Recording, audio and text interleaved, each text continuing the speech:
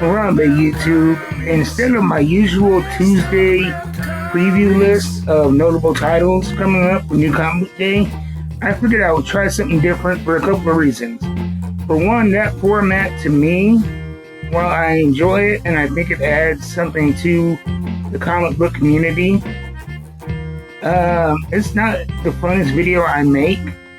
And on top of that, it's information that you guys can find and so much more than what I present to you on a curated list on either leagueofcomicbookgeeks.com or Midtown Comics. And so instead of giving you a curated list of new releases, I want to try something new with Should You Read It, where I review the newest comics that I've recently read, some notable ones that, I'm going to ask you a question, should you read it? Give you a brief description. I may do long-form reviews of each book. Who knows? Just a brief description, let you know what it's like and if it might fit your taste. So we're going to do this starting off with Matt's Mobile Armored Strike Command. I really enjoyed this book. It's a toy line from my youth that was kind of a mashup between Transformers and G.I. Joe. And now they're part of the same universe, comic book-wise, in the Energon universe. And I really enjoyed this issue. It takes off from the 2026 Energon Universe special, and it introduces Matt Tracker, part of the leader of this program, the lore, what happened, and then you meet the opposing force that broke off from them, and you have the antagonist setting up his own team for nefarious purposes, and you have Matt Tracker putting together his own team of good guys with transforming cars, and they really build him up as not just a gearhead nerd, but strategically very, very capable, physically very, very capable. A man who thinks 20 steps ahead and has plans beyond plans. I'm not going to give spoilers away, but if you like Mask, if you like G.I. Joe, if you like action and espionage in comic books, this is a must-read. So that's my thoughts on this #1 issue from Image/Skybound. Next, we have from Dynamite Comics, Altered State Warlords. This first issue features Red Sonja. This is the all-star thing from Dynamite Comics. And this from Red Sonja, she gets sucked through a portal by some sort of magic onto Mars around 11,000 years ago, and she ends up kind of saving the Martians from this nefarious plan of a religious cult. And I'm not going to give away much more than that. I really enjoyed it. You don't have to have any previous lore from Dejah Thoris or Red Sonja. I'm not sure if they're going to be doing a new character with each book adding to the story, or if it's going to be a team up. But I really, really enjoyed this book, being a fan of Red Sonja and Dejah Thoris. And I'm really curious how they're going to fit Tarzan and Vampirella into the story. We know that Dejah Thoris and John Carter are at home on Mars, so I'm excited to see where that goes. Should you read it? If you are a fan of these characters, I think it's a very good read. It's very high on the should read list. If you're not into, Age of Conan and a lot of the John Carter, Dejah Thoris lore, you could probably safely skip this.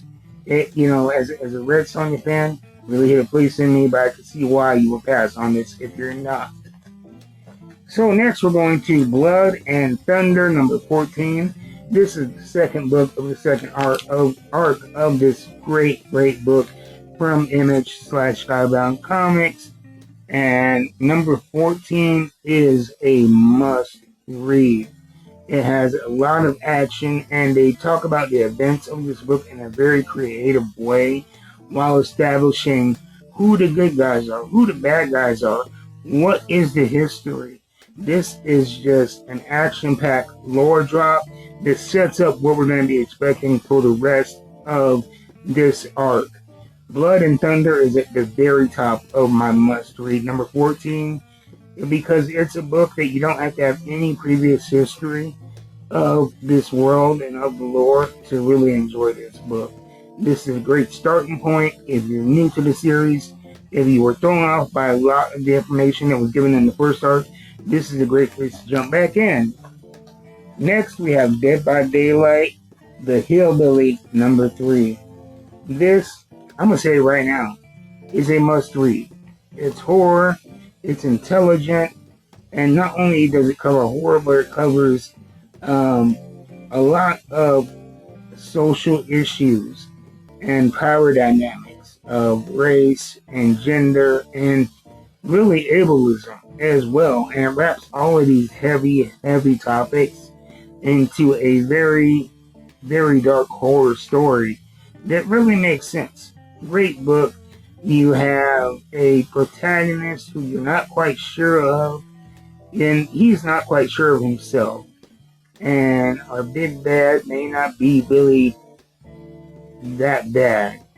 And in this number 3 book, something game-changing happens. So you've been following along. This is a definite must-read. Do not get off the ship yet if you were not impressed by 1 and 2, because this is a game changer. And finally, Fall of the House of Slaughter, number 2 from Boom Comics. Oh, sorry, and that last one, Dead by Daylight, the Hillbilly, was from Titan Comics. But Fall of the House of Slaughter is from Boom Studios, part of the Something is Killing Children universe. This was a very, very good read. Again, another book that really fills in a lot of the lore of Something is Killing the Children in the previous books. But if this is your first book, you're not going to be lost with what's going on. The House of Slaughter, their leader is on his deathbed. They are trying to pick a new leader, and somebody in the house is sabotaging the efforts of the House of Slaughter to keep their monster hunting antics a secret to gain power himself. Very good read. Lots of deep lore, and it fills in, even if you are a regular leader, it adds more to the lore of the House of Slaughter in particular, and the founder of this particular house and the history of it. And there are clues and context of when we might be seeing Erica Slaughter back in this universe in the current time. So this is definitely a must read. Every book I have read from the Something is Killing the Children universe has been stellar. Even if books that I've read I didn't continue with, it wasn't because of lack of quality, it was because of lack of personal interest in that particular character or story. But I do not miss a regular issue of Something is Killing Children or a special issue from this universe. And I am definitely going to continue seeing what happens with the Fall of the House of Slaughter. So I'll see you guys next time. Until then, keep reading them books. We're still going to be doing comic book unboxing tomorrow. And let me know if you like this, if you prefer this over the previews. Like I said, you can get all that information and much more on League of Comic Book Geeks. They have a great website that lets you know what's coming up well in advance. And Midtown Comics posts the new books up every Wednesday afternoon. They're going to have what's coming out next week for you available. So you can peruse their site and get that information. But I think this will be a much better resource. Let me know what you think in the comments down below. And as always, if you like to contribute to the continuation and growth of this channel, you can buy me a coffee with the QR code on the screen. But most importantly, thank you for watching. Like, subscribe, comment, and I'll see you next time. Until then, keep reading them books. I'm out.